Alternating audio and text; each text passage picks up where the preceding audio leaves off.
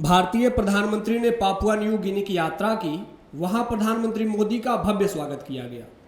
अंतर्राष्ट्रीय संबंधों के इतिहास में एक नवीन घटना का संपूर्ण विश्व साक्षी बना तथा पापुआ न्यू गिनी के प्रधानमंत्री जेम्स मेरापे ने पैर छूकर प्रधानमंत्री मोदी का स्वागत किया, जो किसी भी देश के प्रधानमंत्री द्वारा भारतीयता और भारतीय संस्कृति को दिया जाने वाला सबसे महत्वपूर्ण सम्मान के रूप में ऐतिहासिक अध्याय बन गया। आइए आज के मुद्दे की बात में वर्तमान वैश्विक व्यवस्था में भारत के बढ़ते कद तथा ग्लोबल साउथ के सर्वमान्य प्रतिनिधि के रूप में भारत की भूमिका की समीक्षा करते हैं। हाल ही में पापुआ न्यू गिनी के प्रधानमंत्री जेम्स मेरापे ने एक टीवी इंटरव्यू के दौरान कहा था कि भारत ग्लोबल साउथ का सर्वमान्य प्रतिनिधि नेता है तथा ग्लोब के दक्षिण के सभी देश अपने अंतर्राष्ट्रीय मुद्दों के समाधान के लिए भारत की ओर देखते हैं।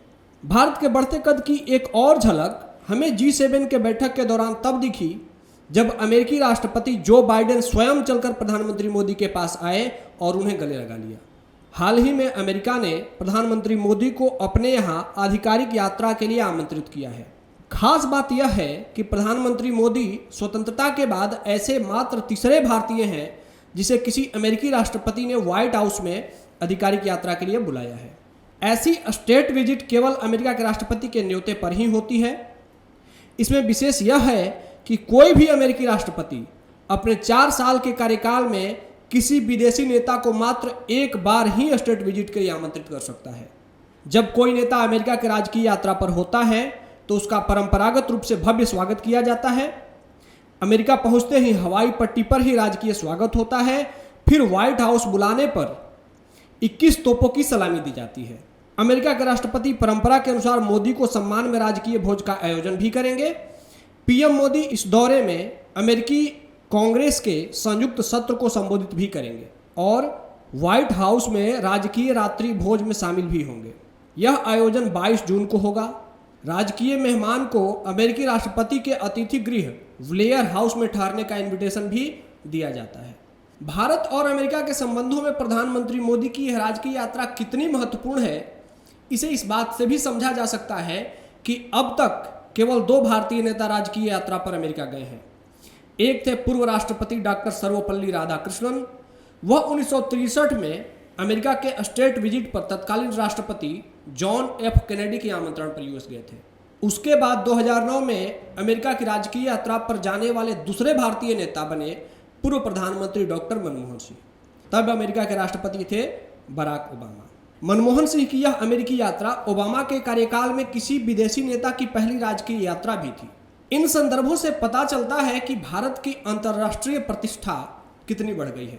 हाल ही में G7 के दौरे में अमेरिकी राष्ट्रपति जो बाइडेन ने प्रधानमंत्री मोदी से कहा कि आप अमेरिका में काफ़ी पॉपुलर नेता हैं और आपके सम्मान में जो राजकीय भोज आयोजन होना है उसकी सीटें अभी से भर गई हैं तथा मुझे अभी भी पास के लिए महत्वपूर्ण लोगों के कॉल आ रहे हैं। हम सभी जानते हैं कि अमेरिका अभी कठिन आर्थिक चुनौतियों से जूझ रहा है तथा अपने देश की आर्थिक चुनौतियों के कारण जो बाइडेन ने ऑस्ट्रेलिया में होने वाली क्वाड की बैठक में जाने से मना कर दिया तथा पापुआ गिनी की राजकीय यात्रा भी रद्द कर दी। ऐसे में प्रधानमंत्री मोदी को आमंत्रित करना और उसके लिए भव्य स्वागत समारोह आयोजित करना यह दर्शाता है कि अमेरिका के लिए भारत का महत्व क्या है।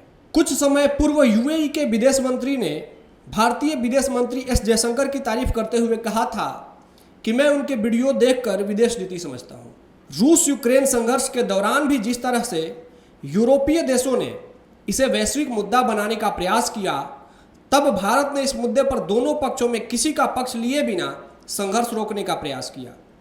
इससे विकासशील एवं ग्लोब के दक्षिण के देशों को दोनों पक्षों से दूरी बनाकर स्वतंत्र विदेश नीति संचालन में आसानी हुई। आइए अब जानते हैं दक्षिण सहयोग के लिए भारत क्या भूमिका निभा रहा है। भारत संयुक्त राष्ट्र विकास साझेदारी कोष की स्थापना वर्ष 2017 में भारत के पहल पर की गई, जिसका उद्देश्य दक्षिण के देशों में जीवन स्तर को ऊपर उठाना है।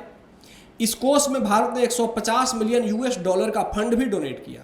ब्रिक्स में भागीदारी द्वारा ग्लोबल साउथ की आवाज बन रहा है।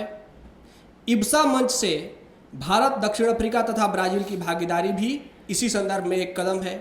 बौद्धिक संपदा अधिकार, इसके संदर्भ में पहली बार 2020 में भारत और दक्षिण अफ्रीका द्वारा प्रस्तावित कोविड-19 टीकों और उपचारों पर बौद्धिक संपदा अधिकारों से छूट दी गई। 2021 में भारत ने वैक्सीन मैत्री पहल ऐतिहासिक अभियान से अफ्रीकी, दक्षिण अमेरिकी एवं एशियाई देशों को मुफ्त वैक्सीन उपलब्ध करवाई।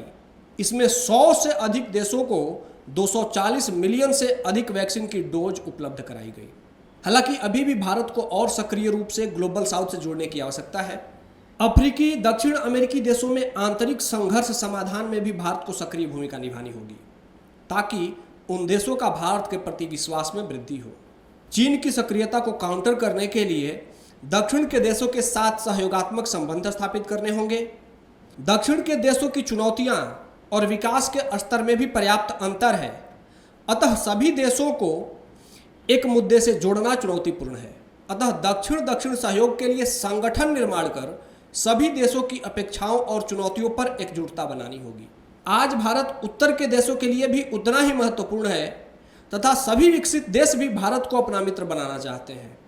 अतः भारत को उत्तर और दक्षिण के बीच में ब्रिज के रूप में अपनी भूमिका निभानी चाहिए, ताकि दक्षिण और उत्तर और सक्रिय रूप से आपस में सहयोग करें तथा विकसित और विकासशील का यह अंतर जल्द ही समाप्त हो सके। ऐसे ही रोचक और परीक्षा के लिए महत्वपूर्ण मुद्दों को जानने के लिए निर्माण IAS चैनल को सब्सक्राइब करें। धन्यवाद। जय हिंद।